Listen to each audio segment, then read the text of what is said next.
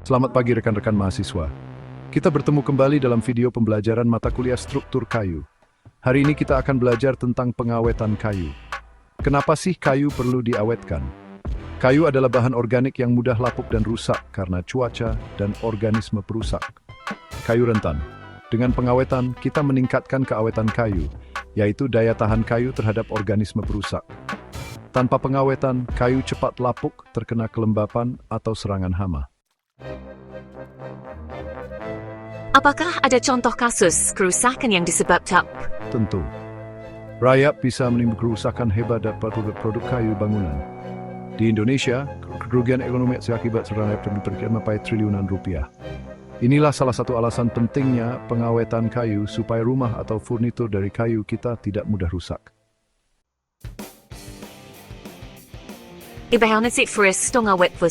Ada beberapa metode tradisional, salah satunya adalah perendaman di air mengalir. Misalnya masyarakat di Kabupaten Bone, Sulawesi dulu merendam kayu-kayu yang akan digunakan pada hilir sungai. Dengan cara ini, kayu yang muda disimpan dalam arus sungai sehingga tidak banyak serangan hama. Kalau direndam selesai, apakah tidak akan lapuk malah? Uniknya, kayu yang direndam di air mengalir justru semakin awet. Air mengalir membantu menghilangkan resin dan racun alami yang disukai jamur, serta mencegah kelembapan berlebihan. Salah satu hasil penelitian menyebutkan bahan pengawet secara alami melalui perendaman tradisional banyak dilakukan karena mudah dan efektif. Teknik ini sebenarnya memanfaatkan sifat kayu ulin atau kayu keras lainnya agar tahan air. Selain di sungai, di daerah pegunungan atau dataran tinggi juga ada yang metode serupa. Kayu-kayu dibiarkan di aliran deras sungai agar lebih tahan lama. Menjelaskan bahwa metode tradisional ini terbukti efektif menjaga awetan kayu. Bagaimana dengan perendaman di lumpur atau rawa, Pak? Metode kedua adalah perendaman di lumpur atau rawa. Masyarakat Toraja misalnya merendam kayu dalam lumpur tanah untuk mengawetkan kayunya. Lumpur atau rawa membawa zat-zat kimia seperti silika yang menetralkan zat pemikat hama. Contoh lain, kayu gelam atau melaleuca yang ditimbun dalam tanah rawa gambut terbukti tetap kuat hingga lebih dari 30 tahun.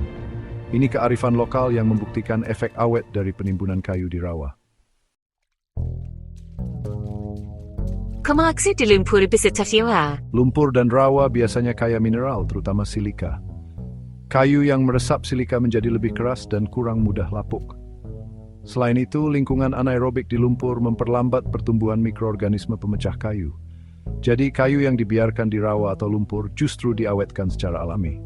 Ini mirip dengan kayu bawah tanah di rawa gambut yang kita bahas tadi. Selain ventilasi, bagaimana cara pengawetan lain? Ada cara kimiawi menggunakan bahan kimia pengawet. Contohnya adalah larutan boraks dan asam borat. Senyawa borat ini umum dipakai karena toksisitasnya rendah di manusia, tapi efektif mencegah jamur dan serangga.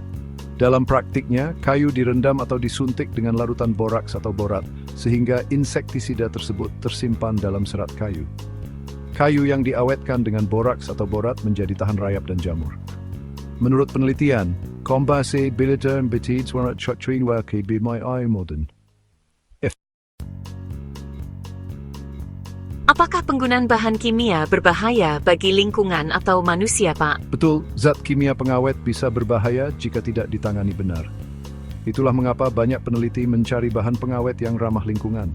Misalnya, penelitian menggunakan ekstrak tumbuhan alami. Namun, boraks atau borat tetap populer karena efektif dan relatif aman digunakan jika prosedur benar. Metode keempat adalah direbus atau dipanaskan. Kayu bisa direbus dalam air mendidih atau dikukus. Panas tinggi pada proses perebusan membantu membunuh spora jamur dan telur serangga dalam kayu. Sebagai contoh, pengujian menunjukkan bahwa pemanasan kayu hingga sekitar 180 derajat Celcius dapat meningkatkan ketahanan kayu terhadap serangan rayap. Dengan merebus atau menekan kayu dalam steam, kita mengeluarkan resin dan mengubah struktur kayu sehingga hama tidak tertarik lagi. Kayu yang sudah direbus kemudian dikeringkan perlahan untuk stabil. Lalu untuk cara dibakar sendiri bagaimana, Pak? Cara kelima adalah pembakaran permukaan atau pengasapan. Teknik tradisional Jepang disebut shousugiban, permukaan kayu dibakar ringan hingga arang. Ini menutup pori kayu dengan karbon, sehingga kayu tidak mudah terbakar lebih lanjut. Karbon pada lapisan luar kayu membuat permukaan kayu tahan api dan juga menolak serangga. Dengan kata lain, lapisan gosong arang melindungi bagian dalam kayu. Selain itu, processing minyak lomi, sledge meningoteked strengvansi. Bijak. Oh, seperti itu. Jadi yang penting tidak membakar habis, tapi baik sian lue ya? Betul sekali. Jika dibakar berlebihan, kayu akan rapuh. Teknik shousugiban membakar cukup sampai serat permukaan terkarbonisasi saja. Setelah itu permukaan disapu dan dilindungi dengan minyak. Kayu pun menjadi tahan air dan serangga. Teknik serupa juga pernah digunakan pada bangunan tradisional Eropa kuno. Kalau sudut cewatan isya 5 years. Banyak sekali keuntungannya. Pertama, umur pakai lebih panjang. Sesuai tujuan awal, pengawetan memang menambah lama pemakaian kayu.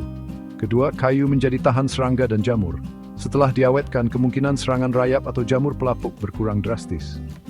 Ketiga, kayu diawetkan cenderung lebih stabil dimensional. Artinya perubahan ukuran karena angin atau kelembapan berkurang. Misalnya, kayu laminasi atau kayu bawang the squibrit on term nyusut lambat.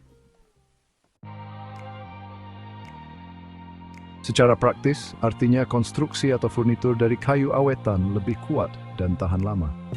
Meski biaya awal pengawetan ada, tapi jika dipakai puluhan tahun, tentu lebih ekonomis. Kesenjangan biaya itu sebanding dengan keamanan bangunan dan umur pakai yang lebih lama. Steam tea. Sampai sinasipil di betapa pentingnya pengkawetan kayu besi prospektur di bangunan. Sama-sama.